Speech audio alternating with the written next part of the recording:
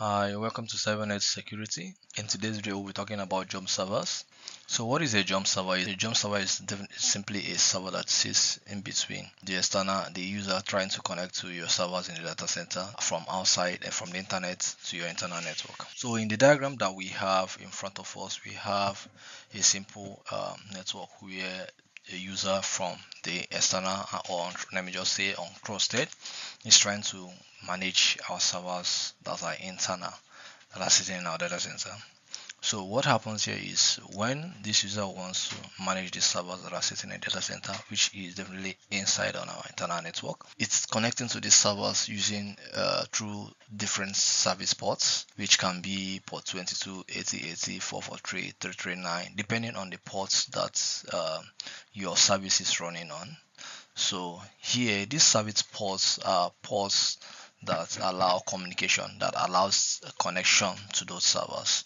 So here now, what happens here is all these three servers that are sitting on our data center, which is internal to our network, we are exposing all these ports on these servers and equally on our firewall. We are allowing connection from the outside world to our internal network through these ports, which kind of open up to that it kind of creates an attack vector on our environment, and equally it's kind of we have to manage multiple for compliance sake. We are looking at different servers for compliance auditing.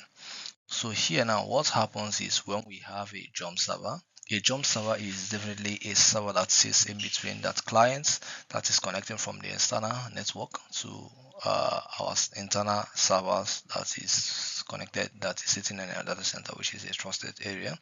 So what happens is this jump server will position this jump server in a segment on our internal network that when a user or when a client wants to connect to or manage these our servers, in this our case server ABC, that is sitting in a data center in our internal or trusted environment, the user will have to connect first to this jump server. This jump server from this jump server now it can now connect to the servers that it wants to manage. So what happens is this user cannot directly connect to the servers straight like to server A, server B to manage them outside from outside the network.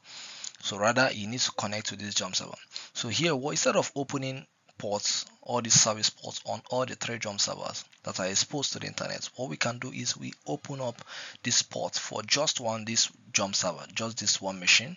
So this port now is what the user will use to. Once the user connects to this jump server, from this jump server, the communication now will be in an internal communication from the jump server to our servers. So this kind of gives us a controlled approach whereby we can control the connection coming from an external world to our internal infrastructure, and equally improves compliance auditing. We can equally, like for example, equally promote secure remote administration. So we can equally enforce some security policies on this jump server rather than enforcing them on all the different servers that are sitting on our environment.